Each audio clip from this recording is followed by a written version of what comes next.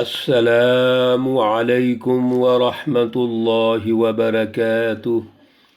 اعوذ باللہ من الشیطان الرجیم، بسم اللہ الرحمن الرحیم۔ کلا اذا دکت الارض دکا دکا وجاء ربك والملك صفا صفا وجيء يومئذ بجهنم يومئذ يتذكر الإنسان وأنى له الذكرى۔ صدق اللہ العلی العظیم۔ اللہم صلی علی سیدنا ومولانا محمد النبی الأمی وعلى آلہ واصحابہ وبارک وسلم وصلی علیہ۔ معزز سامعین و سامعات، پارہ نمبر 30 سورۃ الفجر، آیات مقدسہ 21 تا 26 ہیں۔ اللہ رب العزت ان آیات کا فہم اور شعور عطا فرمائیں اور عمل کی توفیق اور صلاحیت عطا فرمائیں۔ بڑی اہم گفتگو ہم پچھلے دروس میں کر رہے ہیں، آپ خواتین و حضرات سن رہے ہیں۔ اللہ رب العزت کے ارشادات عالیہ، سچی رہنمائی ہم سن رہے ہیں۔ اللہ ہمیں توفیق اور صلاحیت عطا فرمائے، ہم اس کو سمجھیں، اس پر عمل کریں۔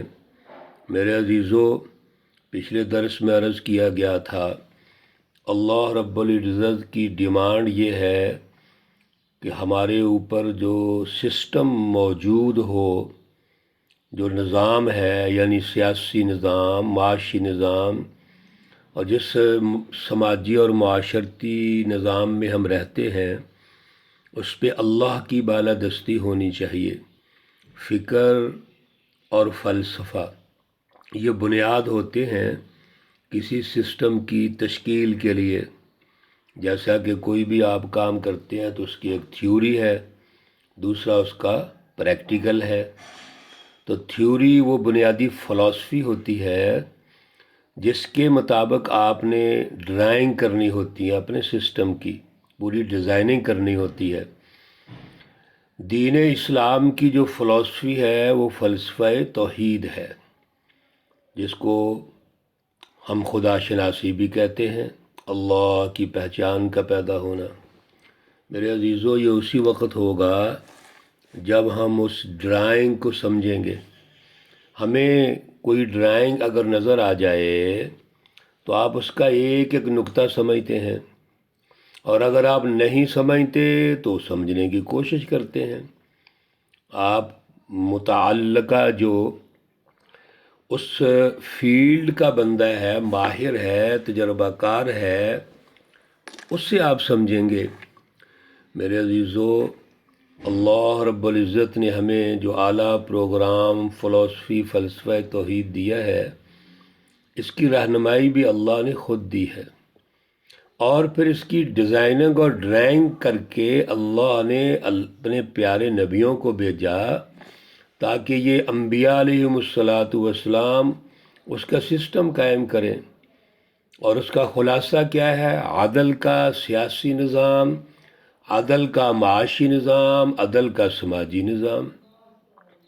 یہ اللہ رب العزت کی طرف سے ہے، اور اسی کو تقوی کہتے ہیں۔ اعدلوا هو اقرب للتقوی، عدل کرو، انصاف کرو، یہ تقوی کے اقرب ہے، اس میں تفضیل کا صیغہ ہے۔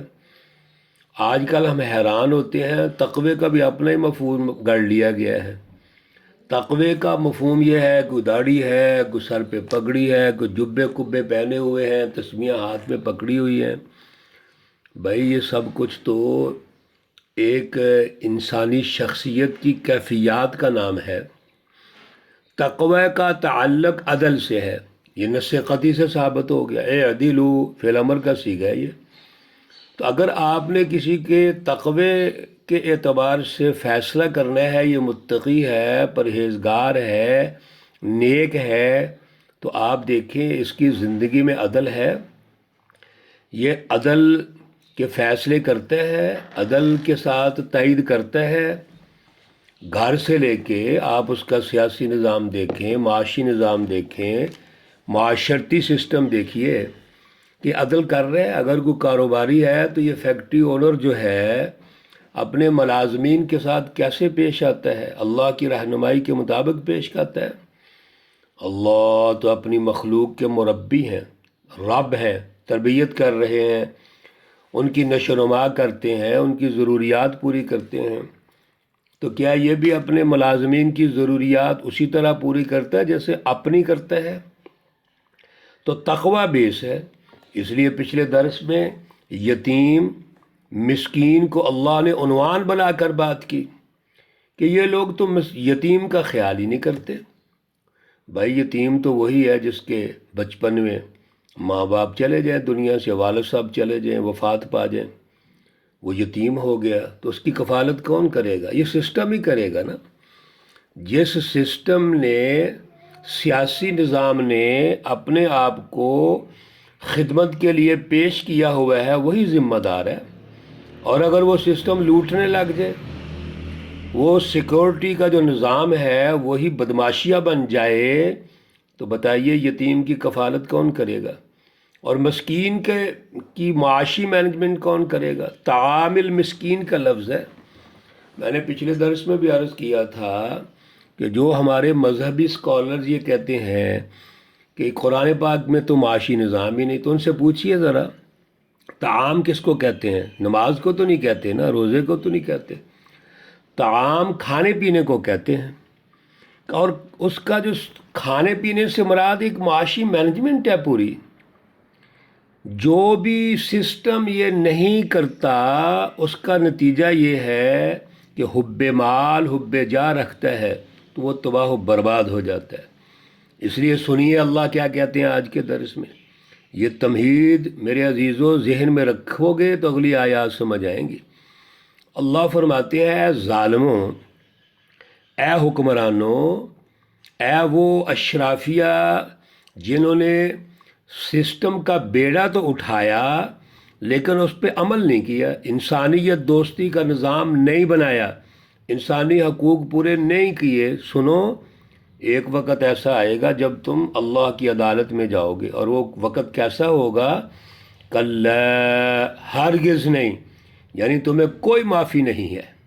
اذا دکت الارض دکا دکا، جب زمین کوٹ کوٹ کر پست کر دی جائے گی، یعنی یہ زمین میں پہاڑ اور دیگر چیزیں برابر ہو جائیں گی۔ وجاء ربک، اور آئے گا تیرا رب۔ آئے گا کہاں آئے گا؟ وہ تجلی، اللہ رب العزت کی جو تجلی ہے، وہ تجلی اعظم، وہ اس قیامت کے موقع پر، یوم الدین پر، یوم حساب پر، وہ تجلی جو ہے وہ اللہ رب العزت کی جب سب کے سامنے پیش ہوگی تو پھر کیا ہوگا؟ اللہ کی تجلی سامنے آ گئی۔ اب بتائیے اللہ کے سامنے کون جواب دہ ہے؟ پیچھے میرے عزیزو مختلف صورتوں میں تفصیلات آپ سن رہے ہیں، پڑھ رہے ہیں کہ اللہ کا وہ دن کتنا سخت ہوگا، اور اس وقت کیا ہوگا؟ والملک صفا صفا، فرشتے قطار در قطار اللہ کے سامنے موجود ہوں گے۔ یعنی اللہ کے جو فرشتے ہیں وہ بھی اللہ کے ڈر اور خوف کی وجہ سے میدان حشر میں اپنے انتظامات کی طرف لگے ہوں گے۔ وَجِيءَ يَوْمَئِذٍ بِجَهَنَّمَ، پھر ان ظالموں کے لیے جنہوں نے دنیا میں سیاسی نظام قائم کیے اپنے مفادات کے لیے، معاشی نظام قائم کیے لوگوں کو لوٹنے کے لیے، وسائل پر قبضہ کیا، وسائل تو اللہ کے تھے، وہاں ان کے سامنے جہنم لائی جائے گی۔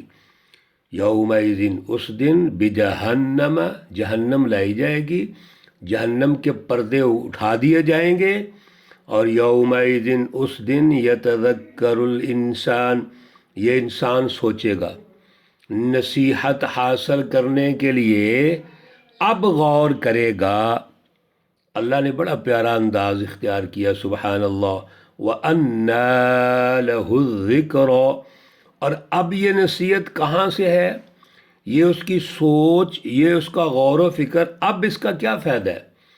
یہ تو اس وقت جو آج کا دن ہے یہ یوم الجزا ہے یا یوم السزا ہے، وہ دن جو عمل کا تھا، دار العمل، وہ تو گزر چکا ہے۔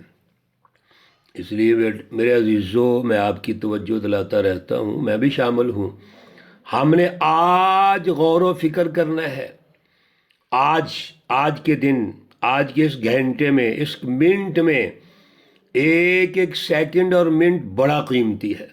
آنے والا منٹ کیا آئے گا کہ نہیں ہماری زندگی میں کوئی پتہ نہیں، لہذا اس وقت، اس لمحے ہم نے غور و فکر کرنا ہے۔ کیا کہیں گے یہ سنیے، اللہ رب العزت کتنی اچھے انداز میں اور کتنی اچھی رہنمائی ارشاد فرما رہے ہیں۔ یقول، کہیں گے، یا لیتنی قدمت لحیاتی، کاش، کیا اچھا ہوتا میں کچھ اپنی زندگی کے لیے آگے بھیج دیتا، میں یہ سارے بڑے بڑے سرمایہ پرست متکبرین، فرعون، نمرود، ابو جہل، کیسر و کسریٰ، اور آج کا یورپ اور پورا اس کا اتحادی بلاک جس کا سرپرست امریکہ بدماشیہ ہے، یہ سب وہاں گرفت میں ہوں گے، اور ان کے اعلی کار ایجنٹ مسلمان جتنے بھی ہیں ممالک، وہ کہیں گے کاش ہم کیا کریں، آج تو بالکل اینڈ ہو گیا ہے۔ اور اگر اللہ فرماتے ہیں فَيَوْمَئِذٍ لَا يُعَذِّبُ عَذَابَهُ أَحَدٌ، سنو، توجہ سے سنو، پس اس دن عذاب نہ دے عذابہ احد، اس جیسا کوئی بھی عذاب، یعنی وہ عذاب، اس کی کیفیات اتنی سخت ہوں گی کہ اس جیسا عذاب نہیں آ سکتا۔ وَلَا يُوثِقُ وَثَاقَهُ أَحَدٌ، اور نہ باندھ کر رکھے اللہ رب العزت کا جو باندھنا ہے، یعنی اللہ نے جس طرح ان کو جکڑ لیا، باندھ لیا زنجیروں سے، توق گردن میں ڈال دیے، جہنم کے پردے اٹھا دیے، اور وہ عذاب بڑا سخت ہوگا۔ اس کی کیفیات میرے عزیزو مختلف جگہ ہم پڑھ رہے ہیں، سن رہے ہیں۔ اللہ سے دعا کیجئے اللہ ہمیں اس سے محفوظ فرمائے۔ لیکن میرے عزیزو، دعاؤں سے مسئلہ حل نہیں ہونا، آج ہم نے غور و فکر کرنا ہے۔ جب آج ہمارا بہتر ہوگا تو آنے والا کل والا دن بھی بہتر ہوگا، اور پھر وہ وقت بھی انشاءاللہ العزیز بہتر ہوگا۔ اللہ ہمیں توفیق اور صلاحیت عطا فرمائے۔ اللہ رب العزت تمام بیماروں کو شفائے کاملہ عاجلہ مستمرہ عطا فرمائے۔ اللہ رب العزت تمام مرحومین و مرحومات کو جنت الفردوس میں اعلیٰ مقام عطا فرمائے۔ ربنا تقبل منا انك انت السميع العليم وتب علينا انك انت التواب الرحيم، وصلى الله تعالى على النبي الأمي محمد وعلى آله وأصحابه أجمعين برحمتك يا أرحم الراحمين۔ السلام عليكم ورحمة الله وبركاته۔